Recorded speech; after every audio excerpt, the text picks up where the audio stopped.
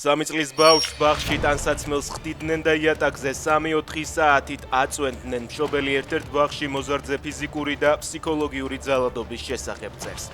მისი განცხადებით, როცა არასრულწლოვანი შველას ითხოვდა, მასწავლებლები ტელეფონს სკროლავდნენ. საუბარია კერძო ბაგაბაღ ბელამარიზე. დედის თქმით ესაუბრა დირექტორსაც, თუმცა მისი პასუხი იყო, რომ ბავშვები რეჟიმში ჰყავდათ.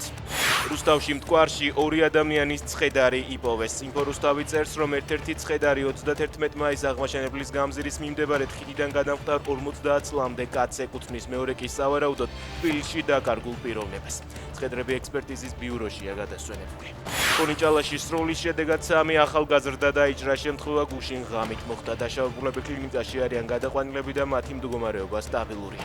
არსებული ინფორმაციით მათ ავტომობილიდან ესროლეს, სავარაუდოდ თავდამსხმელი კი გაიქცა. მომხდარზე გამოძიება მიმდინარეობს. თბილისში 6 ბინა გაქურდეს, დაკავებულია 1 პირი. შინაგან საქმეთა სამინისტროს ინფორმაციით ბრალდებულმა საცხოვრებელი ბინებიდან სხვადასხვა ნივთი და ძვირფასეულობა მოიპარა. ამოღებულია ნაქურდალი ნივთების უმეტესობა. კაცს 7 წლამდე პატიმრობა ემუქრება.